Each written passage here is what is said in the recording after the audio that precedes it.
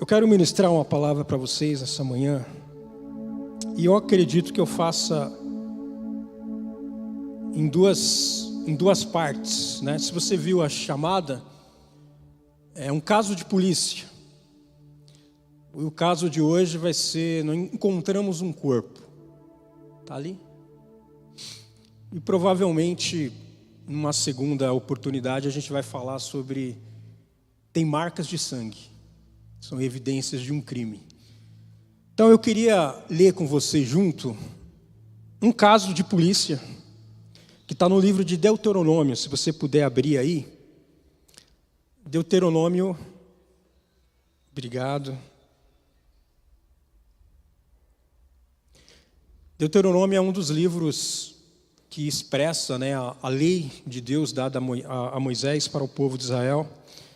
Tem o livro de Levítico, que foi o primeiro, logo quando o povo saiu do cativeiro do Egito. O povo estava impregnado com a cultura dos egípcios, se vestiu igual, tinham palavras semelhantes.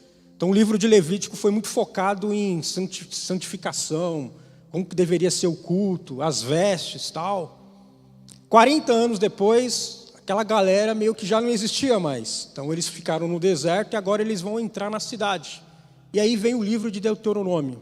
Ele relembra algumas coisas, mas ele foca muito no dia a dia, na prática, como é que deveria ser os negócios, como é que deveria ser o crime, como é que deveria ser a saúde da cidade. Então Deuteronômio acaba vindo dessa forma.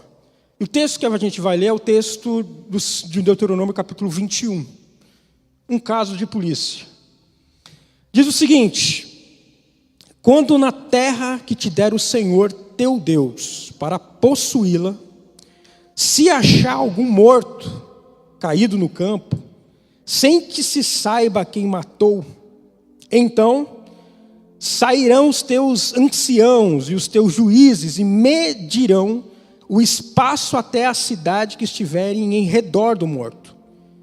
E na cidade mais chegada ao morto, os anciãos da mesma cidade tomarão uma bezerra da manada, que não tenha trabalhado, nem tenha puxado com o jugo, e os anciãos daquela cidade trarão a bezerra a um vale áspero, que nunca foi lavrado, nem semeado, e ali, naquele vale, degolarão a bezerra.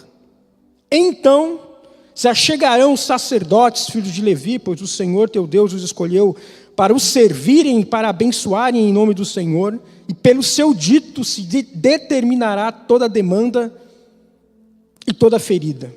E todos os anciãos da cidade, da mesma cidade, mais chegada ao morto, lavarão as suas mãos sobre a bezerra degolada no vale, e protestarão e dirão: as nossas mãos não derramaram este sangue, e os nossos olhos o não viram. Sê propício ao teu povo Israel, que tu, Senhor, resgataste, e não ponhas o sangue inocente no meio do teu povo Israel. E aquele sangue lhe será expiado. Assim, tirarás o sangue inocente no meio de ti, pois farás o que é reto aos olhos do Senhor. Amém? Somente esse texto. Tem um dado estatístico, que é um dado estruturado pela nossa segurança no Brasil. Polícia Militar, Polícia Civil, é um trabalho do ML, Secretaria Municipal.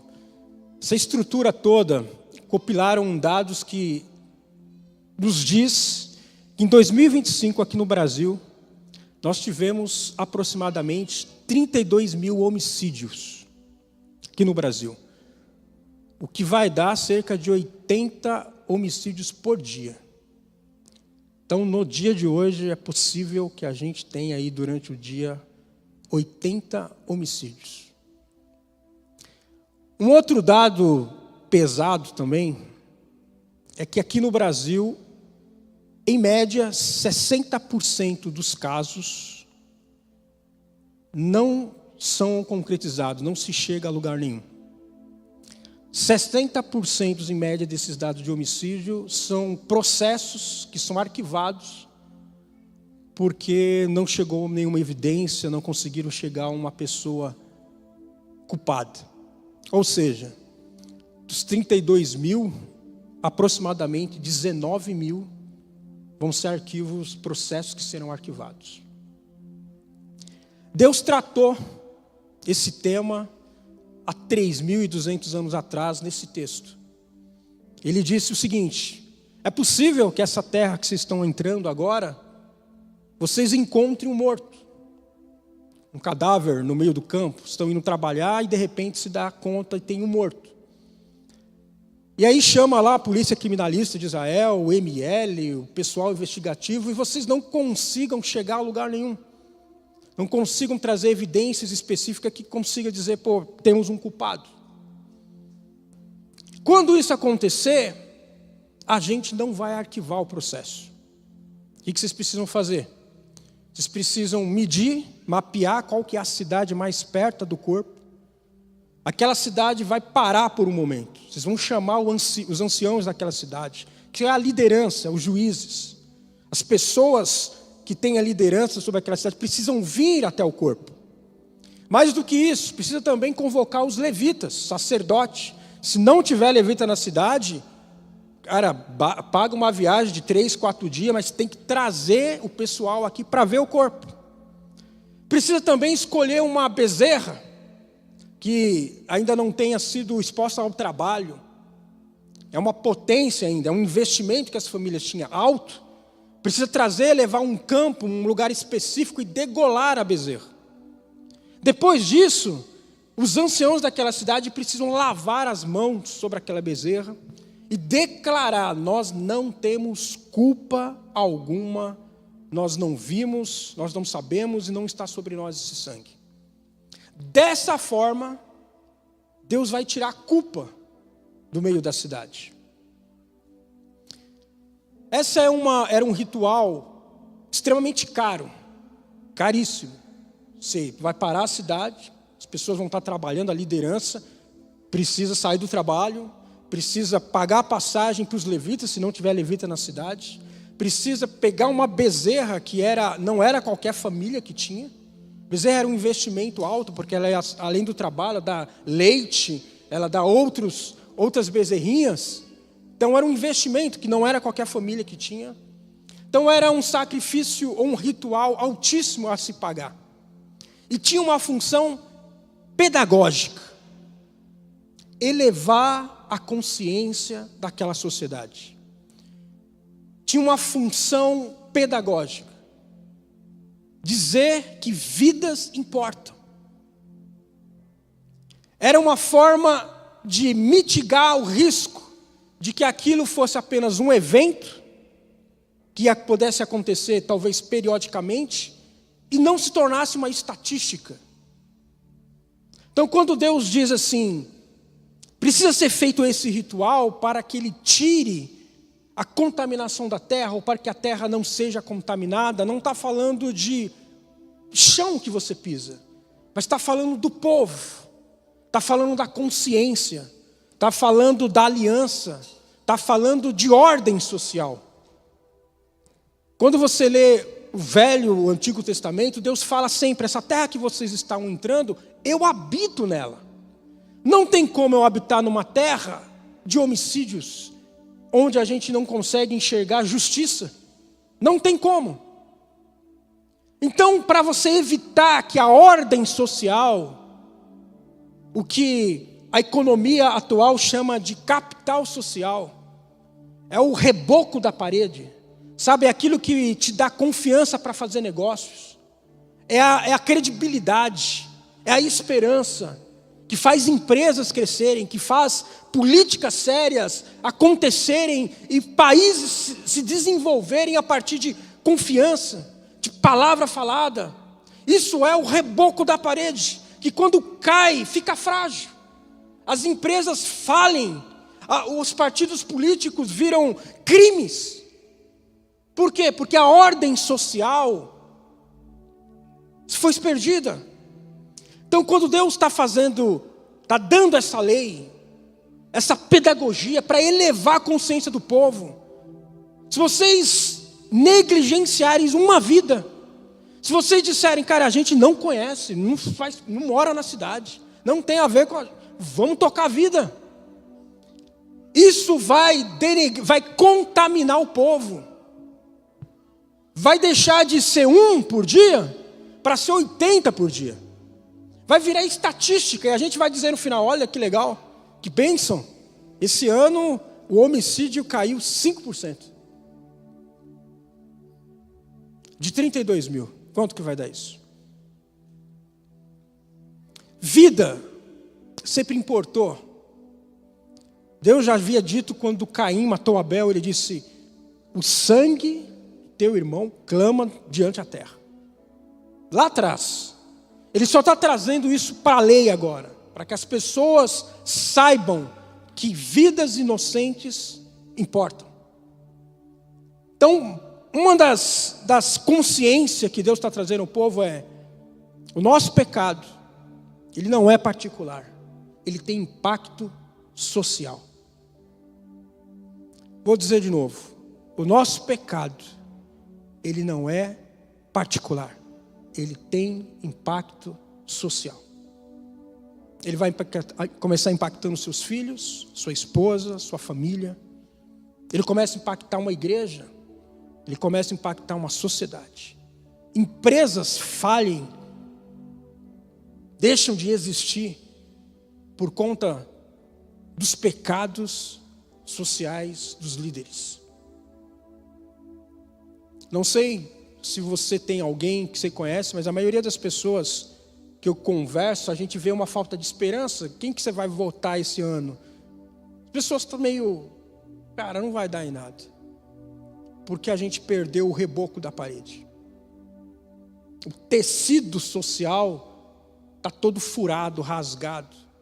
Porque o nosso pecado tem impacto social. Virou números. A gente sabe que tem 32 mil, mas a gente não conhece o rosto. A gente não sabe se são crianças. A gente não sabe se são mulheres. A gente não sabe. Virou números. Temos 32 mil homicídios por ano no Brasil. Mas sabe o que para a gente, essa é a visão teológica dos judeus. Eles olham e precisavam olhar a vida dessa forma. Mas nós que acreditamos no Evangelho de Jesus, e nós, por Ele é que a gente está aqui hoje reunido, nós temos essa estrutura, temos recursos, deixamos a nossa casa, porque a gente acredita no Evangelho, sim ou não?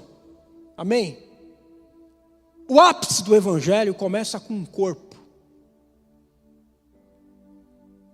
E Jesus, ao qual a gente acredita, a gente está reunido aqui, pediu o seguinte: não arquive o processo. Periodicamente, vocês façam memória do meu corpo. Daqui 2 semanas a gente vai estar reunido aqui. E vai estar diante de nós o corpo de Cristo. E sabe para que Jesus pediu isso? Porque o corpo de Jesus fala. Hebreus disse isso. Ele disse assim, o sangue de Abel está falando. Todo o corpo fala alguma coisa. Pede por justiça. Mas Hebreus disse o seguinte, o sangue de Jesus fala coisas superiores. Nós temos milhares de inocentes, homicídios que a gente não sabe onde deu, arquivar os processos. Crianças, cujo sangue está clamando por justiça.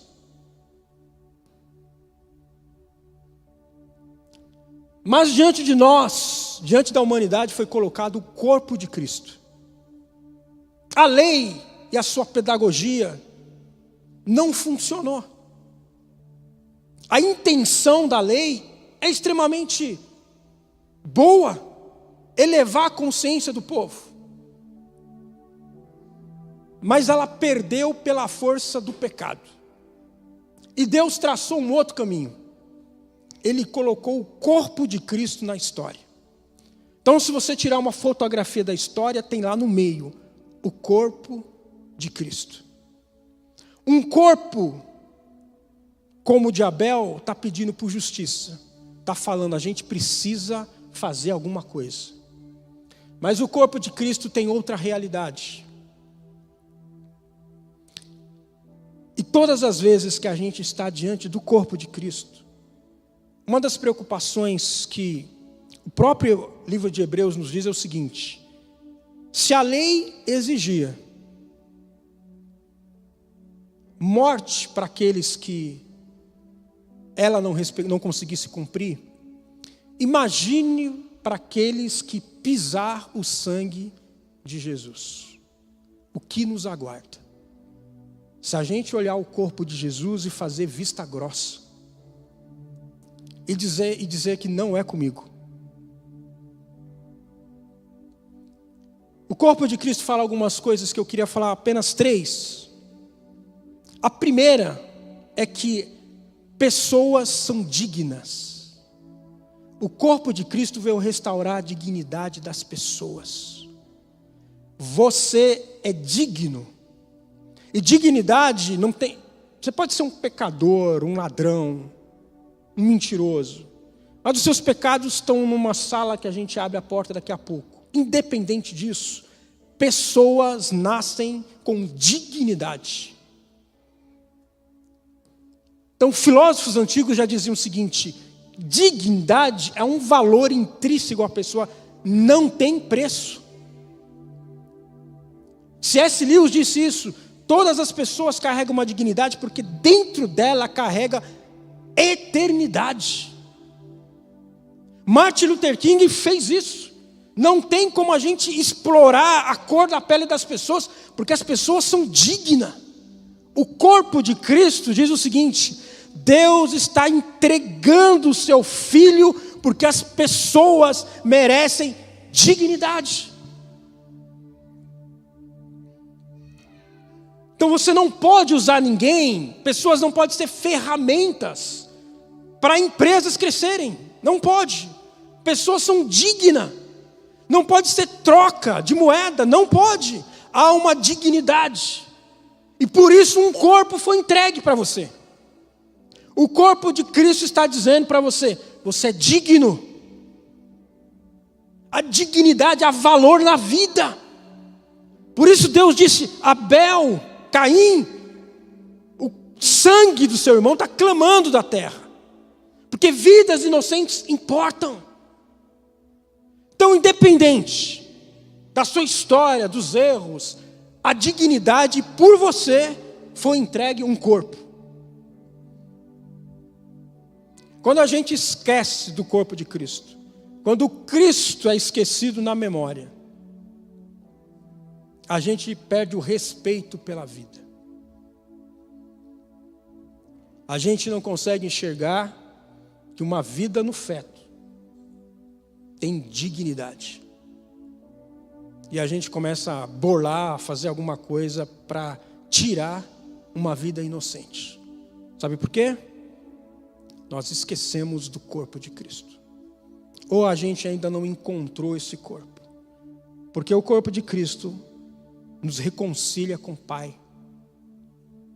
O corpo de Cristo mostra que nós fomos comprados com dignidade. O corpo de Cristo nos reconcilia. Ele nos dá pertencimento. Não é conexão. Não é que você se conecta e... Não, você pertence agora. O corpo de Cristo te fala: você pertence. Você é filho de Deus. O corpo de Cristo está dizendo que dignidade e pertencimento. Que você é essa pessoa. Você consegue olhar para si e enxergar isso? Você consegue olhar para o corpo de Cristo e dizer: obrigado, Senhor. O Senhor me deu dignidade. Talvez ninguém no mundo vai te dar. Talvez a sua história, o que a gente tem de história de pai que xingou o filho e que expulsou os filhos e disse: você não é nada. O que a gente tem de história. Mas o corpo de Cristo te traz essa informação. O corpo de Cristo, imagina, se você não fizer vista grossa para um corpo de uma pessoa, a cidade é curada? Imagine se você começar a tratar os homicídios e a morte de inocentes com seriedade. Imagine o que acontece na cidade. Agora imagine se você responder ao corpo de Cristo. A você entender os efeitos que ele tem na sua vida. Porque é por causa deste corpo que a gente ganha a vida nova. É por causa deste corpo que o Espírito é renovado em nós. Porque enquanto você não rouba, porque tem uma câmera olhando, você é um ladrão em potencial. E é isso que a lei faz, ela coloca câmeras sobre você. E ela vai denunciar, tem umas imagens gravadas aqui. Mas quando a câmera quebrar, quando a internet cair, se você é um ladrão potencial, você vai, opa, tem oportunidade. Mas o corpo de Cristo é diferente, ele muda a sua essência. O corpo de Cristo não precisa de câmeras te olhando, porque a sua essência é mudada. A lei tentou fazer isso, e ela falhou no processo de mudar as pessoas. Olhem o corpo. Ela reunia a liderança. A gente precisa ver o corpo. A gente precisa enxergar o rosto. Olha, é uma criança. Olha, tem 12 anos. É uma menininha que foi estuprada e morreu. E a gente perdeu isso. A sociedade está doente. Virou estatística. A gente se alimenta assistindo o jornal e vendo as péssimas notícias e não nos confronta. Não diz para a gente que é uma vida. É um crime. Mas a gente, puxa vida, é 80, né? Então, essa daí é a 13ª do dia. Tem ainda tantas outras para acontecer.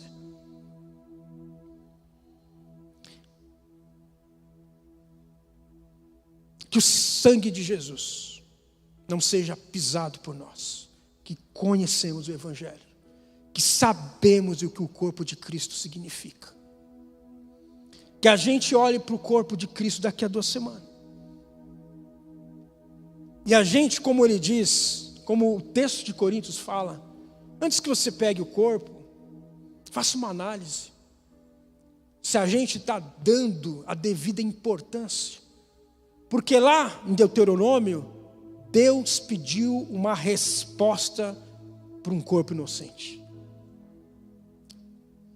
Deus vai pedir de todos nós uma resposta diante do corpo de Cristo.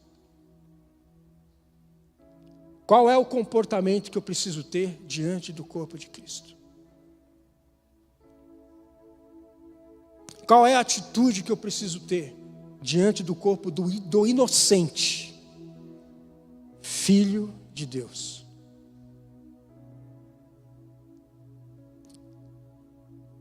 Que esse corpo nos dê uma consciência elevada, uma capacidade de enxergar os filhos, a esposa, nosso irmão da igreja, com dignidade. Além da roupa, além do quanto ele ganha, se ele é um mendigo, se ele está passando grandes necessidades, esse irmão do seu lado talvez precise de um abraço. Esse irmão do seu lado, os seus filhos, precisa ser enxergado como alguém por quem Deus deu a ele a vida. Este é meu corpo, que é partido por vós. Fazer isso em memória de mim. Não arquive o processo. O processo do corpo de Cristo está aberto. E ele pediu, não é o tempo de fechar. Pessoas precisam encontrar esse corpo. Porque nesse corpo existe cura para a nossa alma. Por este corpo existe cura, paz, existe propósito, existe o sentimento de eternidade. Porque a terceira coisa que esse corpo fala para nós é que nós ganhamos vida eterna. Esse mundo doente, que ainda tira vidas inocentes, esse mundo de morte, esse mundo que a gente tem ainda perdas significativas, perdas que a gente não enxerga, às vezes a gente não consegue ver propósito.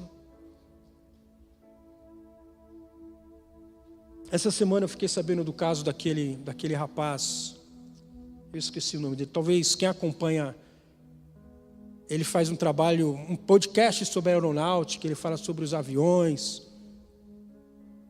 E aquilo me abateu, sabe? A doença dele, não sei se vocês acompanharam, uma doença extremamente rara. Eu não sei nem falar o nome. Um pouco, assim, eu fui pesquisar, fui estudar sobre essa doença. Eu falei, Senhor, mas sabe, irmãos, o corpo de Cristo foi exposto para nós, para a gente enfrentar essas batalhas da vida com dignidade. Enfrente as batalhas da sua vida com dignidade. Você foi comprado por um alto preço. O corpo de Cristo nos traz essa resposta. O corpo de Cristo está gritando para nós essas coisas. Coisas eternas, superiores.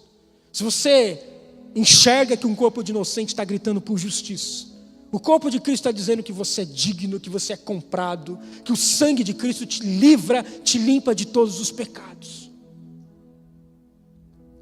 Então, eu não sei, eu queria falar em um segundo momento sobre essa vida, sobre o que esse sangue nos faz. Mas eu queria que hoje você saísse com isso. Que resposta a gente vai dar para o corpo de Cristo? Ele está exposto diante de cada um de nós. E se o corpo de Abel fala, se o sangue de Abel fala, imagine o sangue de Jesus. Eu queria que você colocasse de pé.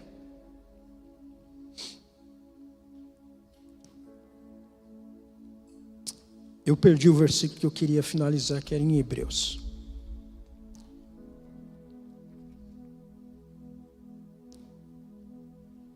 Mas tudo bem. Hebreus diz exatamente isso. Que a gente foi comprado por um alto preço. E que o Senhor nos fez assentar em lugares altos. Olha. O sangue de Cristo nos resgatou. Nos tirou como diz o salmista, de um lugar cheio de lodo. De consciência baixa. De consciência baixa. O sangue de Jesus, irmãos, o corpo de Cristo, pede para você ter uma consciência elevada da vida. Não se rebaixe para uma vida que não te pertence mais. O corpo de Cristo te fala para você colocar os seus pensamentos aqui em cima. Ele eleva o nível da vida. Não é sobre superioridade, é sobre a dignidade que Deus nos deu a partir de comprar com sangue a nossa vida. Então a consciência é outra, sobre como você enxerga as pessoas, como você enxerga um mendigo na rua, como você enxerga uma prostituta na rua, é outro nível. Então a sua casa é uma casa onde habita a presença do Senhor. Seus filhos aqui, ó. Sua esposa aqui em cima. Não tem como eu rebaixar essas pessoas. Não posso rebaixar aquelas a qual o sangue de Cristo fez digno. Como? Como fazer isso? Como dizer que um irmão, porque de repente ele não canta bem, desafinado, ele é alguém digno de conversa. Se ele estiver passando, ele é digno de um abraço, ele é digno de oração, ele é digno que a gente coloque os ombros perto dele e fale assim, cara, vamos andar junto. Tá, mas ele errou, ele falhou. Digno, o sangue de Cristo, o corpo de Cristo está falando aqui. Fazei memória de mim periodicamente. Não esqueça do corpo.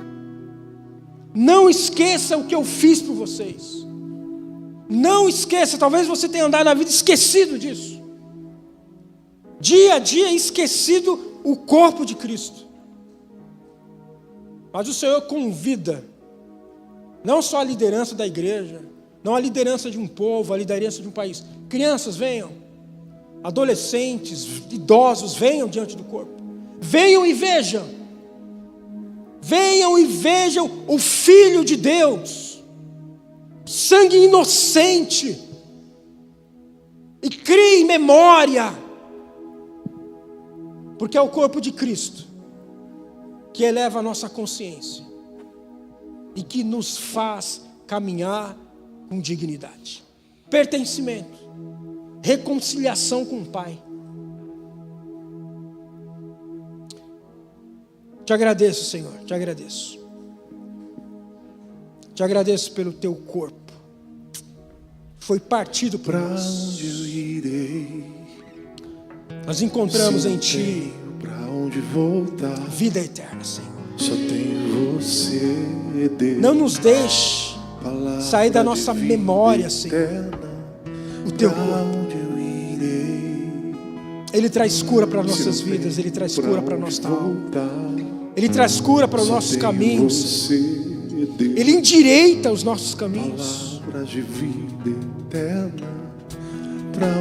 Não existe outro corpo que possa trazer maior consciência, nível de consciência de quem nós somos em Ti. Só tenho você, não nos permita, Senhor, que esta manhã, que todos os dias, a gente possa enxergar, se não tenho pra onde voltar, e possa viver os efeitos de vida que este corpo expressa para nós. Nós te agradecemos hoje aqui.